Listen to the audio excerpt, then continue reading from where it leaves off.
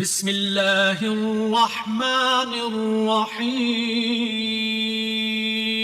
الحمد لله نحمده ونستعينه ونستغفره ونعوذ بالله من شرور أنفسنا ومن سيئات أعمالنا. من يهده الله فلا مضل له ومن يضلله فلا هادي له.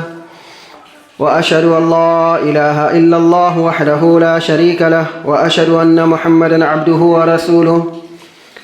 يا أيها الذين آمنوا اتقوا الله حق تقاته ولا تموتن إلا وأنتم مسلمون.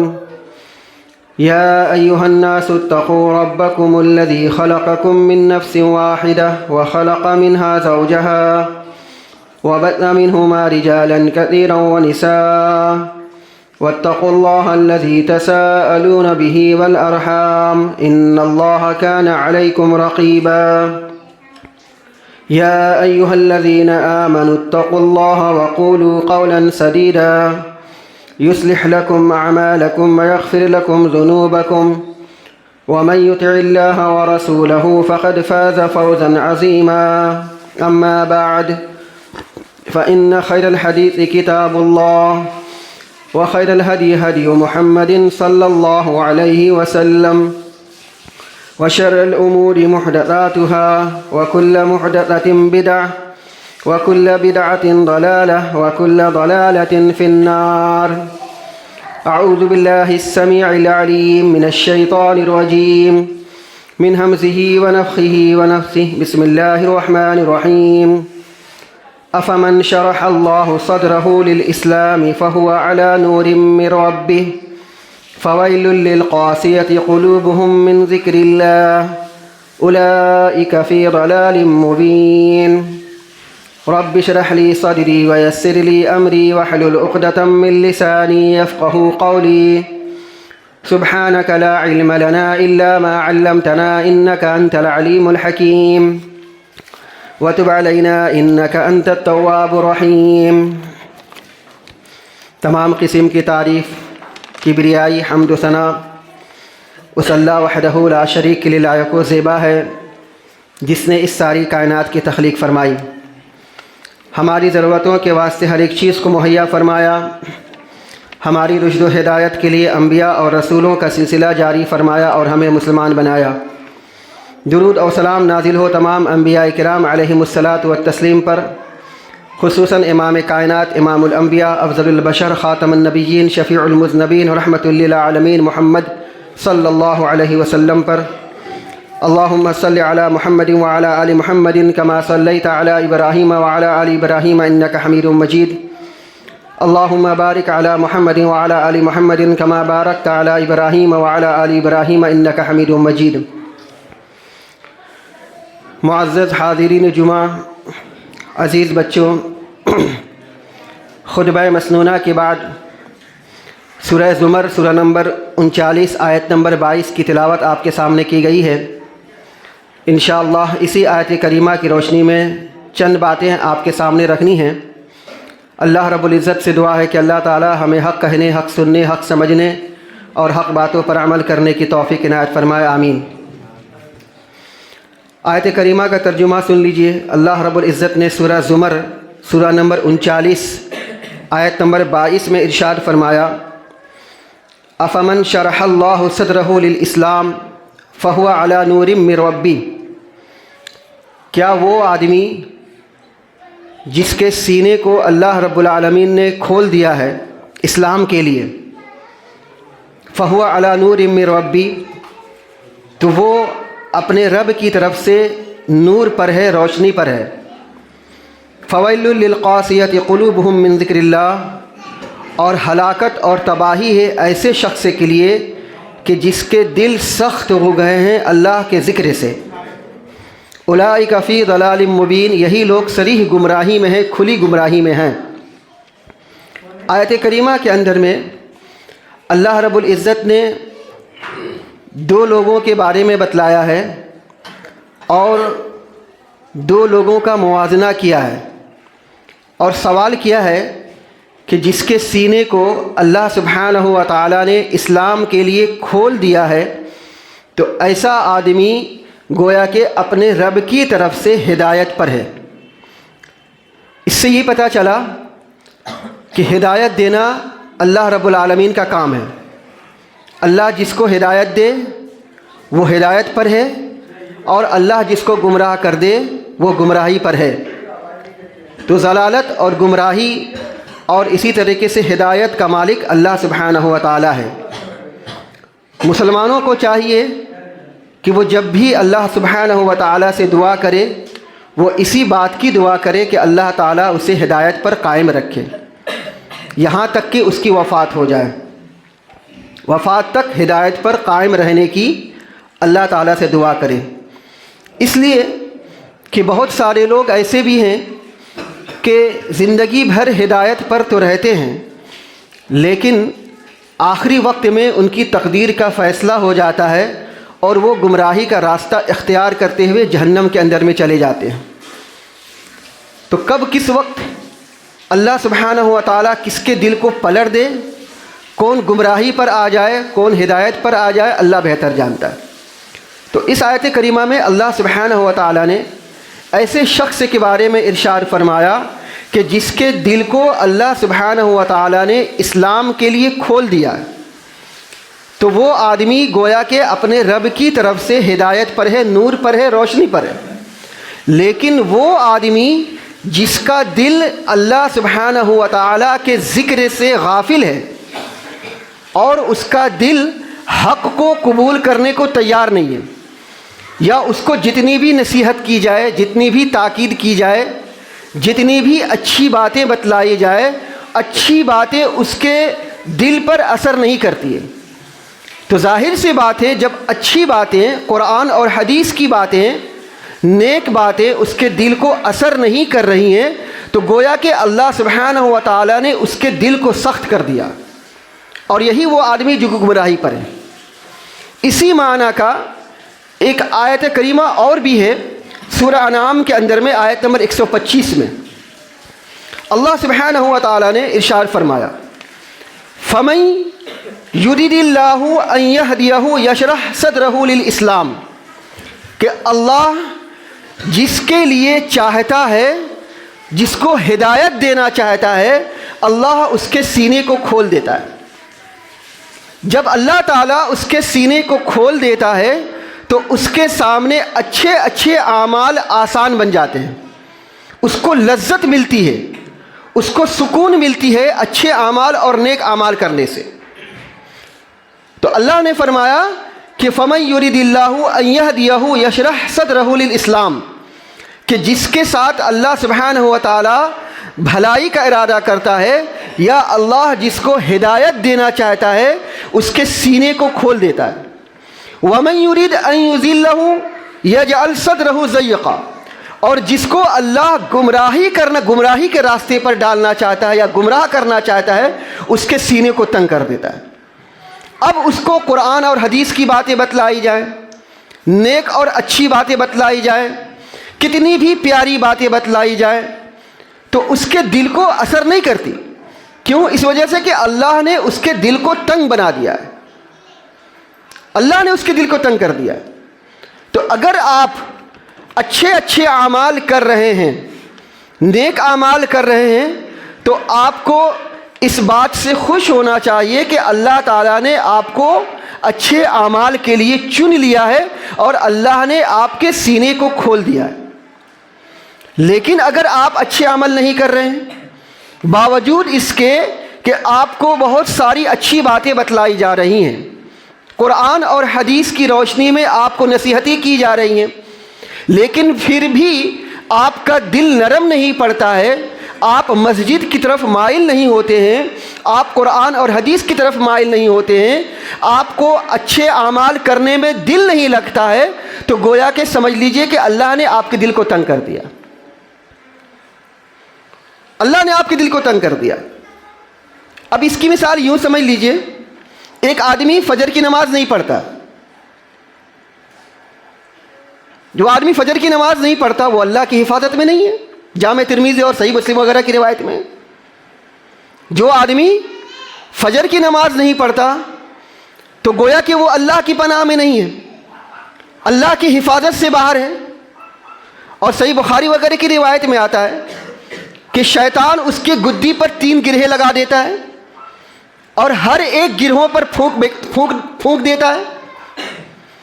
تو شیطان کے وہ پھونک پہ جکڑا ہوا ہے, لیکن اس کے باوجود بھی اچھا کما رہا ہے, کھا رہا ہے, اچھے سے کھا رہا ہے, مزے سے کھا رہا ہے. لیکن ایک آدمی ہے جو فجر کی نماز پڑھتا ہے, اس کی معیشت تنگ ہے, اس کی زندگی تنگ ہے, اچھے سے نہیں کما پاتا, اچھے سے نہیں کھا پاتا ہے. تو اب کیا کہیں گے؟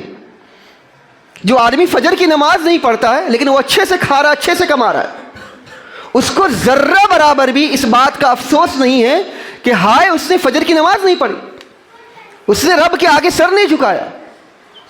تو کیا اس سے کیا نتیجہ نکالا جائے کہ ایسا آدمی ہدایت پر ہے؟ نہیں, بلکہ اللہ نے ایسے لوگوں کے دلوں کو تنگ کر دیا. اچھے اعمال اس کو کرنے کی توفیق نہیں مل رہی.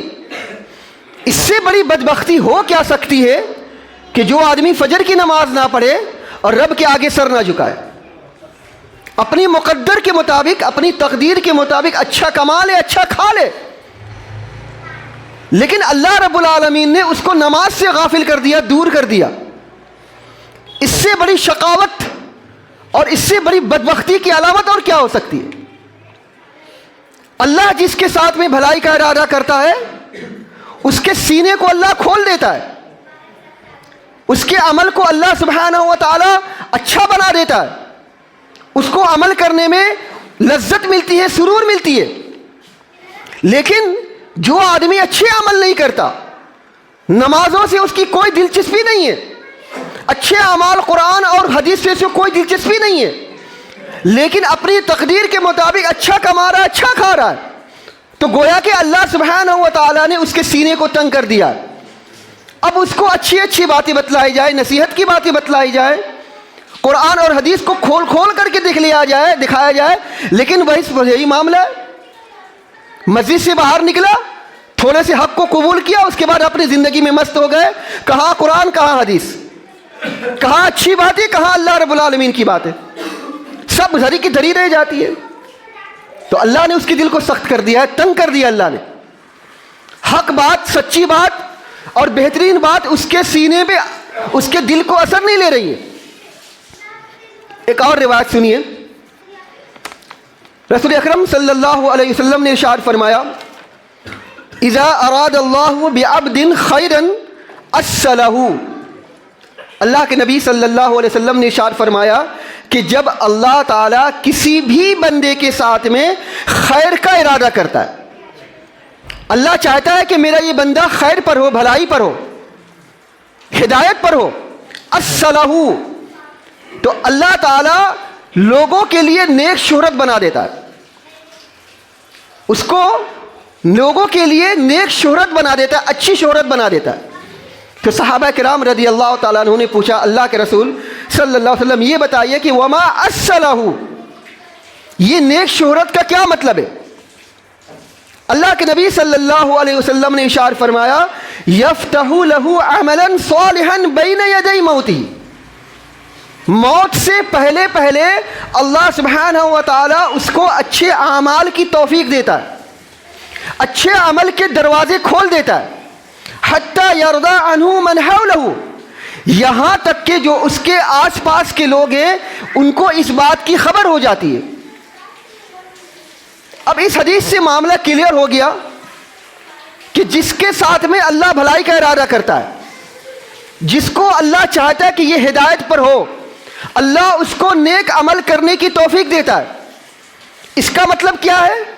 اس کا مطلب یہ ہے کہ جس آدمی کے ساتھ میں اللہ بھلائی کا نہیں چاہتا, بھلائی کا ارادہ نہیں کرنا چاہتا, اللہ سبحانہ و تعالیٰ اس کے سینے کو تنگ کر دیتا ہے اور وہ اچھا عمل نہیں کر پاتا. اب اس سے بڑی بدبختی اور شقاوت قلبی کے لیے اور کیا بات ہو سکتی ہے؟ قرآن اور حدیث کی اس روشنی میں اپنے عمل کا جائزہ لیجیے. اگر ہم اچھے عمل کر رہے ہیں تو سمجھ لیجئے کہ یہ اللہ سبحانہ و تعالیٰ کی طرف سے ہے, اور اگر ہم اچھے عمل نہیں کر رہے گناہ پہ گناہ، معصیت پہ معصیت، نافرمانی پہ نافرمانی کرتے ہوئے چلے جا رہے، لیکن پھر بھی ہمارا دل پسیجتا نہیں ہے، ہمارا دل نرم نہیں پڑتا، تو یہ سمجھ لینا چاہیے کہ اللہ نے اس کو گمراہ کر دیا ہے۔ اس کو سمجھنے کے لیے ایک بہت ہی مشہور واقعہ آپ کے سامنے میں گزرا ہوگا، جو کہ صحیح بخاری، صحیح مسلم، سلسلہ احادیث صحیحہ، سنن نبی داؤد اور بہت ساری روایت کے اندر میں ہے، اور بہت مشہور روایت 99 قتل کا واقعہ بنی اسرائیل کا آپ نے بارہا سنا ہوگا۔ اللہ کے رسول صلی اللہ علیہ وسلم نے بنی اسرائیل کے ایک شخص کا واقعہ بیان کیا کہ جس شخص نے 99 قتل کر دیے تھے۔ اب 99 قتل کرنے والا آدمی جس نے ناحق قتل کیے تھے، اس کا دل کیسے اللہ رب العالمین پلٹ دیتا ہے، اس حدیث کے اندر میں نبی کریم صلی اللہ علیہ وسلم نے بیان فرمایا۔ اللہ کے رسول صلی اللہ علیہ وسلم فرماتے ہیں کہ بنی اسرائیل میں ایک شخص تھا جس نے 99 قتل کیے اور اس نے ناحق قتل کیے۔ آج کی تاریخ میں اگر ایسا آدمی 99 قتل کر دے، ناحق قتل کر دے، تو ایسا آدمی وانٹڈ ہو جاتا ہے۔ عالمی برادری کے یہاں اس کی کوئی مغفرت نہیں، کوئی بخشائش نہیں، یا عالمی کورٹ کے اندر میں اس کی کوئی معافی تلافی نہیں۔ تو 99 قتل کیے اس نے۔ اب اللہ سبحانہ و تعالیٰ نے اس کے دل کو پلٹا، شرمندگی ہوئی، ندامت ہوئی، افسوس ہوا کہ ہائے ہم نے 99 قتل کر دیے۔ کیا فرمایا رسول اکرم صلی اللہ علیہ وسلم نے؟ جامع ترمذی کی روایت ہے، مسند احمد کی روایت ہے، ابو امامہ رضی اللہ تعالی عنہ راوی ہیں، وہ فرماتے ہیں کہ ایک آدمی نے رسول اکرم صلی اللہ علیہ وسلم نے سے پوچھا، مل ایمان یا رسول اللہ، اللہ کے نبی صلی اللہ علیہ وسلم یہ بتلائیے کہ ایمان ہے کیا؟ رسول اکرم صلی اللہ علیہ وسلم نے اس کو ایمان کی تعریف بیان کرتے ہوئے فرمایا کہ جب تجھے تیری نیکی خوش کرے، جب تجھے تیری نیکی خوش کرے اور برائی ناگوار گزرے تو تو مومن ہے۔ یہی ایمان ہے۔ مطلب کیا ہے؟ مطلب یہ ہے کہ آدمی اچھے عمل کرے اور اچھے عمل کر کر کے اطمینان ہو، مطمئن ہو، تو ایسا آدمی ایمان والا ہے۔ لیکن جو آدمی برائی پہ برائی کر رہا ہے، گناہ پہ گناہ کر رہا ہے، لیکن ذرہ برابر بھی اس کو افسوس نہیں کہ ہائے ہم نے اتنی معصیت، اتنی نافرمانی کر لی ہے۔ ہاں آدمی کو لگے کہ میں یہ برا کام کر رہا ہوں، میں یہ غلط کام کر رہا ہوں، تو جب آدمی کے من میں اس بات کو کھٹک پیدا ہو جائے کہ میں برا کر رہا ہوں، تو سمجھ لینا چاہیے کہ یہ آدمی ایمان والا ہے۔ لیکن جب برائی من میں کھٹکے ہی نہیں، جب اپنے سامنے میں برائی کو دیکھے، گندگی کو دیکھے، نافرمانی کو دیکھے، گناہ کو دیکھے، لیکن افسوس نہ کرے، تو آپ ایسے آدمی کو ایمان کے کس کیٹیگری میں کھڑا رکھیں گے؟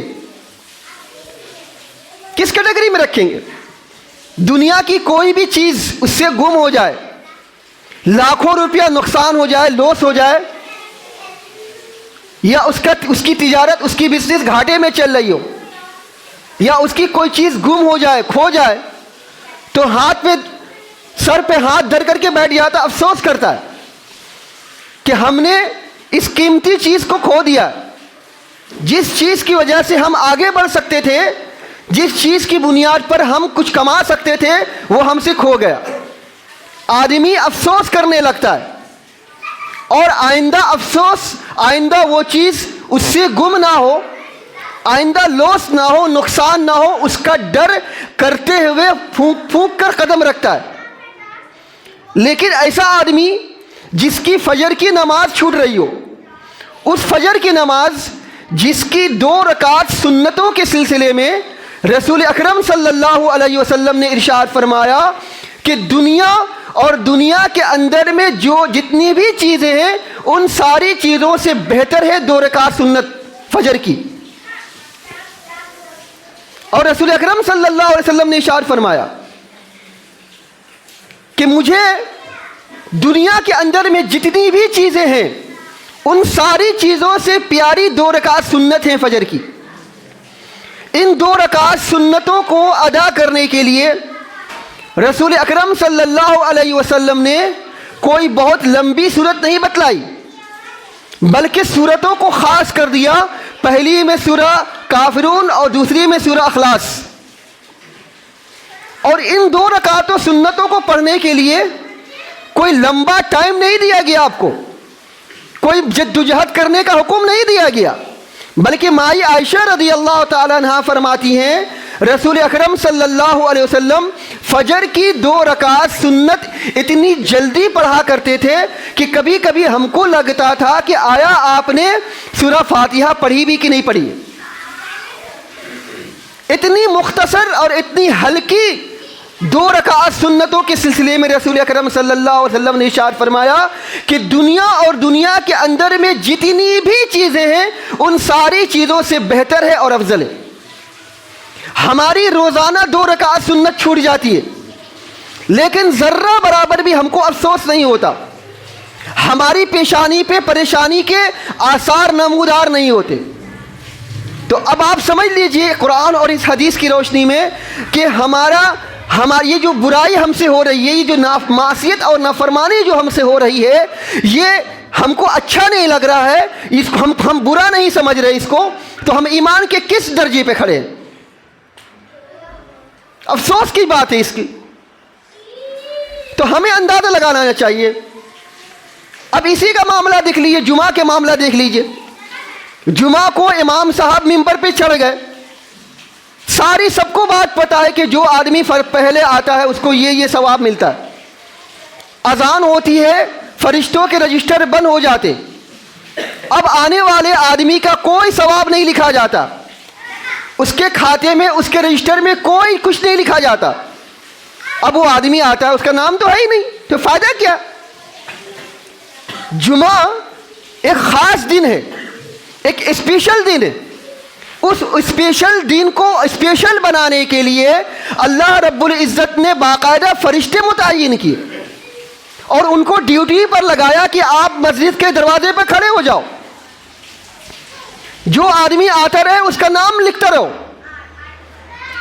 اب آپ کا نام رجسٹر پہ نہیں چڑھ رہا ہے تو کیا فائدہ ایسے اسپیشلسٹ ہونے سے، ایسے جمعہ کے اسپیشل ہونے سے، خاص ہونے سے؟ 2 رکعت 4 رکعت 6 رکعت آپ پڑھ کر کے آپ جمعہ کو اسپیشل نہیں بنا سکتے تو آپ ایمان کے کس درجے پہ کھڑے؟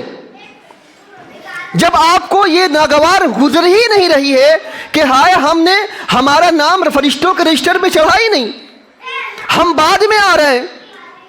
امام صاحب ممبر پہ چڑھ چکے ہیں، خطبہ شروع ہو چکا ہے، اذان ہو چکی ہے، فرشتوں کے رجسٹر بند ہو چکے ہیں، اب ہم آ رہے ہیں. سب کو پتہ ہے، وقت کا پتہ ہے، اذان کا وقت کا پتہ ہے، خطبے کا وقت کا پتہ ہے، ساری چیزیں پتہ ہے. تو یا تو ہم فارمیلٹی کے لیے آ رہے ہیں، یا تو ہم اس بات کے لیے آ رہے ہیں کہ بس جیسے تیسے 2 رکعت نماز پڑھے چلتے بنے. اللہ کے رسول صلی اللہ علیہ وسلم نے اپنے ایمان والوں کو ایسی ٹریننگ دی، ایسی تربیت دی ہے کہ ہم جب جمعہ کے دن آئیں تو قرآن اور حدیث کی باتوں کو سنیں، اپنے ایمان کو تازہ کریں، اپنے بچوں کی اصلاح کریں، خود کی اصلاح کریں، اپنے بیویوں کی اصلاح کریں، اپنے کاروبار اور حرام و حلال میں تمیز کرتے ہوئے اپنی زندگی کی اصلاح کریں. یہ ساری چیزیں جمعہ کے خطبے میں ہوتی ہیں جو امام صاحب آپ کو قرآن اور حدیث کی روشنی میں بتلاتے. لیکن قرآن اور حدیث کی باتوں کو سننے کے لیے ہم آتے ہیں تو بہت دیر سے آتے، ایسے وقت میں آتے ہیں جب فرشتوں کا رجسٹر بند ہو جاتا ہے اور ہمارا نام دور دور تک نہیں لکھا جاتا. تو کیا فائدہ ایسے جمعہ کو پڑھنے سے؟ اب آپ سوچئے، خود سوچئے، کیا اللہ تعالیٰ نے آپ کے سینے کو تنگ نہیں کر دیا؟ اگر اللہ سبحانہ و تعالیٰ نے آپ کو ہدایت پر ڈالنا ہوتا تھا تو آپ جمعہ کے دن اذان سے بہت پہلے آتے ہوتے تھے. امام صاحب ممبر پہ چڑھے ہوئے ہیں، ایک سب بھی مکمل نہیں ہو رہی ہے، 10 منٹ باقی ہے، 5 منٹ باقی، لوگ آنا شروع ہو رہے ہیں. تو اس کو فارمیلٹی نہیں کہیں گے تو کیا کہیں گے؟ تو 99 قتل والے آدمی کی بات چل رہی تھی کہ اللہ سبحانہ و تعالیٰ نے اس کے دل کو پلٹا، اس کو ناگوار گزری. تو رسول اکرم صلی اللہ علیہ وسلم سے پوچھا گیا کہ مل ایمان، ایمان کیا ہے؟ آپ صلی اللہ علیہ وسلم نے ارشاد فرمایا کہ جب تجھے تیری نیکی خوش کرے اور برائی ناگوار گزرے. تو جو معصیت کر رہا ہے، نافرمانی کر رہا ہے، اس معصیت اور نافرمانی کرنے کے باوجود تیرا دل اداس نہیں ہو رہا ہے، غمگین نہیں ہو رہا ہے، تو کون سا ایمان تیرے پاس میں؟ ایک روایت کے اندر میں آتا ہے رسول اکرم صلی اللہ علیہ وسلم نے ارشاد فرمایا کہ جسے اپنی نیکی سے خوشی ملے اور گناہ سے فکر لاحق ہو، گناہ سے غمگین ہو جائے، گناہ سے اس کا دل مایوس ہو جائے، تو اللہ کے رسول صلی اللہ علیہ وسلم نے ارشاد فرمایا حقیقت میں وہی مومن ہے. اس لیے کہ اچھے اعمال کرنے سے اس کا دل مطمئن ہوگا اور اچھے اعمال کرے گا اور اللہ سے اچھے اعمال کی توفیق مانگے گا. اور جس کو لگے کہ میں برا عمل کر رہا ہوں، جس کو تکلیف ہو، جس کو پریشانی لاحق ہو جائے، جو غمگین ہو جائے، تو وہ گناہوں سے اپنے آپ کو بچانے کی کوشش کرے گا، معصیت اور نافرمانی سے اپنے آپ کو بچانے کی کوشش کرے گا.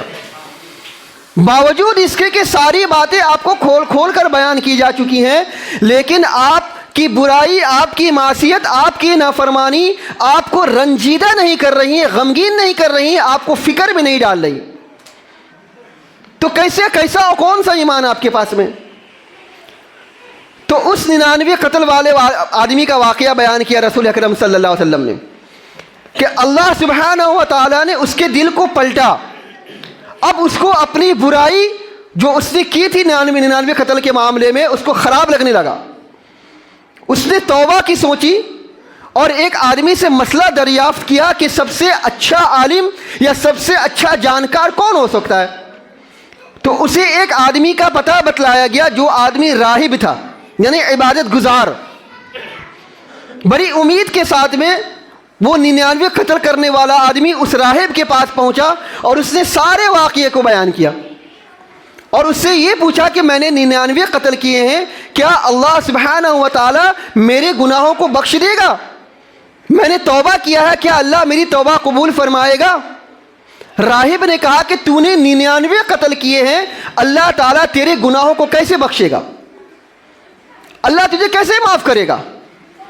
اس سے یہ پتہ چلا کہ جب آدمی کو کسی بات کی جانکاری نہ ہو تو اس کو فتویٰ نہیں دینا چاہیے، اس کو بغیر سمجھے بوجھے کوئی بات نہیں بولنا چاہیے.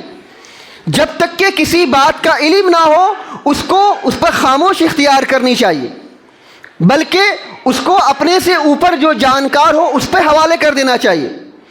سنن ابی داؤد کی روایت میں آتا ہے کہ کچھ لوگ ابن عباس رضی اللہ تعالیٰ عنہما کے پاس میں آئے رسول اکرم صلی اللہ علیہ وسلم کی عبادت کا حال معلوم کرنے کے لیے.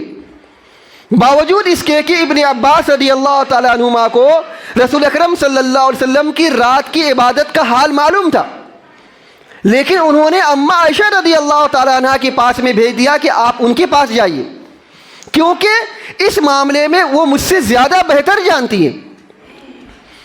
جاننے کے باوجود بھی اپنے سے زیادہ جانکار کے پاس میں بھیج دیا گیا، خود نہیں بیچ میں آ کر کے کوئی بات بتلائی. ہو سکتا ہے وہ جو زیادہ جانکار ہو وہ بہترین طریقے سے اس کو بتا سکتا ہو، اس کے دل کو اطمینان دلا سکتا ہو. تو جب تک کہ آدمی کو کسی بات کا علم نہ ہو اس کو فتویٰ نہیں دینا چاہیے، بیان نہیں کرنا چاہیے. قرآن کریم میں اللہ سبحانہ و تعالیٰ نے 2 جگہ ارشاد فرمایا فَاسْأَلُوا أَهْلَ الذِّكْرِ إِن كُنتُمْ لَا تَعْلَمُونَ کہ تم سوال کرو ان لوگوں سے جو اہل ذکر ہیں، جو اہل علم ہیں، ان سے سوال کرو اگر تم نہیں جانتے ہو. تو اس راہب نے کہہ دیا کہ اللہ تعالیٰ تیرے گناہوں کو کیسے بخش دے گا؟ تو نے 99 قتل کیے ہیں. اس سے ایک بات اور معلوم ہوتا ہے کہ آدمی جب کوئی آدمی آپ سے کسی بھی اچھے میٹر میں صلاح و مشورہ کر رہا ہو تو آپ کو چاہیے کہ آپ اس کو غلط مشورہ مت دیجیے، اچھا مشورہ دیجیے. بسا اوقات دیکھنے میں یوں آتا ہے، رسول اکرم صلی اللہ علیہ وسلم نے کیا ارشاد فرمایا رسول اکرم صلی اللہ علیہ وسلم نے ارشاد فرمایا کہ مشورہ دینے والا آدمی یہ امین ہوتا ہے۔ امین کا مطلب یہ ہے کہ جب اس کو مشورہ دے رہا ہو تو بہترین مشورہ دے، اچھا مشورہ دے، مشورے کو چھپائے نہیں، خیانت نہ کرے۔ اگر کوئی آدمی مشورے کو چھپا لیتا ہے تو گویا کہ خیانت کرتا ہے۔ کیا مطلب اس کا؟ مطلب یہ ہے کہ بزنس کے معاملے میں کوئی آپ سے صلاح مشورہ کرنا چاہتا ہے، اب آپ کے من میں کھٹک رہی ہے یہ بات کہ اگر میں اس کو بزنس کے بارے میں بتلا دوں گا تو یہ آدمی آگے بڑھ جائے گا، یہ آدمی کمانے لگے گا، یہ آدمی ہم سے آگے بڑھ جائے گا، ہماری بزنس ٹھپ پڑ جائے گی۔ اب آپ کیا کرتے ہیں؟ اس کو گول مول جواب دیتے، نہیں اس میں تو بہت بازار خراب ہے، اس میں تو حالات اچھے نہیں ہیں، اس میں ذرا کمائی نہیں ہے، وغیرہ وغیرہ وغیرہ۔ آپ اس کو ڈراتے ہیں تاکہ اس سے باہر ہو جائے، یا بتاتے بھی ہیں تو گول مول جواب دیتے ہیں، پوری بات بتلاتے نہیں ہیں۔ آپ نے یہ کیوں نہیں سوچا کہ ایک آدمی بڑے امید کے ساتھ میں آپ کے پاس میں صلاح و مشورہ کرنے کے لیے آیا ہے، مومن بھائی سمجھ کر کے آیا؟ آپ یہ کیوں نہیں سمجھتے کہ اگر یہ آدمی آگے بڑھے گا، دو پیسے کمائے گا، تو آج یہ زکوٰۃ نکالنے کے قابل نہیں ہے، جب یہ آدمی کمائے گا دو پیسے تو زکوٰۃ نکالنے کے قابل ہوگا، جس سے اسلام اور مومن کا بھلا ہوگا۔ تو ہماری سوچ نگیٹو میں چلی جاتی ہے، ہم الٹا سوچنے لگتے۔ اسلام ہم کو اس بات کی ٹریننگ، اس بات کی تعلیم نہیں دیتا، اسلام ہم کو اس بات کی تعلیم نہیں دیتا کہ ہم غلط سوچیں کسی کے بارے میں۔ ہم جب کسی کو مشورہ دیں تو اچھا مشورہ دیں، نیک مشورہ دیں، اور اگر جانکار نہیں ہے، نہیں جانتے ہیں تو معذرت اختیار کر لیں، بھائی ہمیں اس معاملے معذرت کر دیجئے، ہم اس بارے میں کچھ نہیں جانتے۔ اب ایسا بھی نہیں ہے کہ آپ جانتے نہیں لیکن آپ غلط مشورہ دے رہے ہیں، آپ سمجھ رہے کہ ہم اچھا مشورہ دے رہے ہیں۔ تو اس آدمی نے جب اس سے پوچھا گیا کہ ہم نے 99 قتل کیے ہیں، آپ بتلائیے کہ کیا اللہ تعالیٰ ہماری توبہ قبول کرے گا، یا توبہ کی کیا شکل ہوگی، مغفرت کی کیا شکل ہوگی جس سے اللہ تعالیٰ ہمارے گناہوں کو بخش دے؟ اس آدمی نے کہا کہ نہیں، تیرے لیے کوئی گنجائش نہیں کہ اللہ تیرے گناہوں کو معاف کر دے، تو نے 99 قتل کیے۔ اب اس آدمی کو غصہ آیا اور اس نے تلوار اٹھائی، ایک اور قتل کر دیا، 100 قتل پورے کر لیے۔ اس کے بعد پھر آپ صحیح بخاری صحیح مسلم کا واقعہ پڑھیے، انشاءاللہ کبھی وقت ملا تو پورا احاطہ آپ کے سامنے میں کیا جائے گا۔ لیکن حقیقی بات اور اصل بات جو آپ کو یہ بتلانی ہے وہ یہ کہ اللہ کے واسطے قرآن اور حدیث کی باتوں کو اپنے من میں لیجئے، اثر لیجئے، قرآن اور حدیث کی باتوں کو اثر لیجئے۔ اگر آپ قرآن اور حدیث کی باتوں کو سن کر کے بھی اثر نہیں لیتے ہیں تو آپ سمجھ لیجئے کہ اللہ تعالیٰ نے آپ کے سینے کو تنگ کر دیا۔ کیا فرمایا اللہ تعالیٰ نے سورہ انعام کے اندر میں؟ وَمَن يُرِدْ أَن يُضِلَّهُ يَجْعَلْ صَدْرَهُ ضَيِّقًا حَرَجًا كَأَنَّمَا يَصْعَدُ فِي السَّمَاءِ، کہ جس کے سلسلے میں اللہ تعالیٰ برائی کا ارادہ کرتا ہے، جس کو گمراہی کے راستے پہ ڈالنا چاہتا ہے، اللہ اس کے سینے کو تنگ کر دیتا ہے۔ کأنما یصعد فی السماء، جیسے کہ وہ آسمان پہ چڑھ رہا ہو۔ آسمان پہ چڑھنا بہت ہی ناممکن ہے، جیسے آسمان پہ چڑھنا یہ بہت مشکل کام ہے، اسی طریقے سے حق کو قبول کرنا جس کو اللہ گمراہ کر دے بہت مشکل کام ہے۔ اگر آپ اچھے عمل کر رہے ہیں، قرآن اور حدیث کے مطابق زندگی آپ کی بسر ہو رہی ہے، تو آپ کو خوش ہونا چاہیے کہ اللہ تعالیٰ نے آپ کو راستے پر ڈال دیا، ہدایت کے راستے پر اللہ نے ڈال دیا۔ لیکن اگر اس کے باوجود بھی آپ گمراہی کے راستے پہ ہیں، آپ اچھے عمل نہیں کر رہے ہیں، آپ برائی پہ برائی کرتے جا رہے ہیں، معصیت اور نافرمانی کرتے جا رہے ہیں، لیکن اس کے باوجود بھی آپ کو تکلیف نہیں ہوتی، آپ کو پریشانی نہیں ہوتی، آپ فکر مند نہیں ہوتے، تو سمجھ لیجئے کہ آپ کے پاس میں ایمان نہیں ہے، یا آپ ایمان والی زندگی بسر نہیں کر رہے۔ حقیقت تو یہ ہونی چاہیے کہ اگر آپ اچھے عمل نہیں کر پا رہے ہیں تو کم از کم آپ کو برائی آپ کو غمگین کر دے، ناراض کر دے، ناخوش کر دے۔ آپ کو ذرہ برابر بھی تو افسوس ہونی چاہیے کہ ہائے ہم نے فجر کی نماز نہیں پڑھی، ہم نے عصر کی نماز نہیں پڑھی، ہم نے عشاء کی نماز نہیں پڑھی۔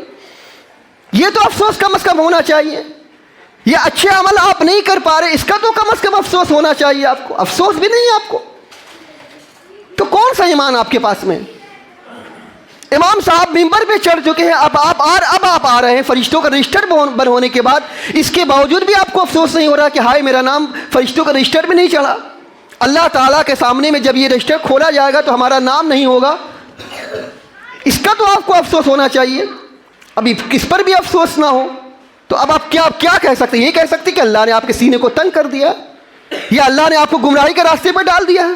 اللہ سے بھیک مانگے، توفیق مانگے، اللہ ہم کو ہدایت پر دے، ہدایت کے راستے پہ اللہ کھڑا کر دے، ہم کو ہمارے سینے کو اللہ کھول دے. بہت ساری مثالیں ہیں اس سلسلے میں کہ اللہ سبحانہ و تعالیٰ لوگوں کے سینے کو کیسے کھول دیتا ہے اور کیسے ہدایت کے راستے پہ ڈال دیتا ہے، اور کیسے اللہ کسی کو گمراہی کے راستے پہ ڈال دیتا ہے. بہت ساری مثالیں موجود ہیں قرآن و حدیث کے اندر میں. انشاءاللہ کبھی موقع ملا تو اس سلسلے میں وضاحت کی جائے گی. اللہ تعالیٰ سے دعا ہے اللہ سبحانہ و تعالیٰ ہم سبوں کو ہدایت پر چلنے کی توفیق عطا فرمائے. الہ العالمین ہم تمام مسلمانوں کے دلوں کو ہدایت اور اسلام کے لیے کھول دے.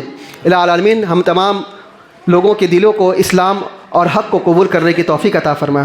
الہ العالمین ہم میں جو بیمار ہیں انہیں شفاء کاملہ عاجلہ عطا فرما، جو پریشان ہیں ان کی پریشانیوں کو دور فرما، جو قرض دار ہیں انہیں قرضہ ادا کرنے کے اسباب مہیا فرما. الہ العالمین ہمارے مسلمان بچے اور بچیوں کی حفاظت فرما. الہ العالمین دنیا کے اندر میں جہاں جہاں کہیں مسلمان پریشان ہیں، خصوصاً فلسطین کے اندر میں، الہ العالمین جہاں ہمارے مسلمان بھائیوں کو مارا جا رہا ہے، ان کو پریشان کیا جا رہا ہے، الہ العالمین ہم تجھ سے دعا کرتے ہیں الہ العالمین تو ان کی مدد فرما. الہ العالمین ہمارے شہیدوں کو شہادت کا درجہ عطا کر کے الہ العالمین ان کے گناہوں کو معاف فرما. الہ العالمین جب تک ہم جئیں کتاب اللہ اور سنت رسول اللہ صلی اللہ علیہ وسلم پر عمل کرتے ہوئے جئیں، اور جب ہمارا خاتمہ ہو انہی دونوں پر عمل کرتے ہوئے ہمارا خاتمہ ہو. اقول قولی ھذا واستغفر اللہ لی ولکم ولسائر المسلمین، وآخر دعوانا الحمد للہ رب العالمین.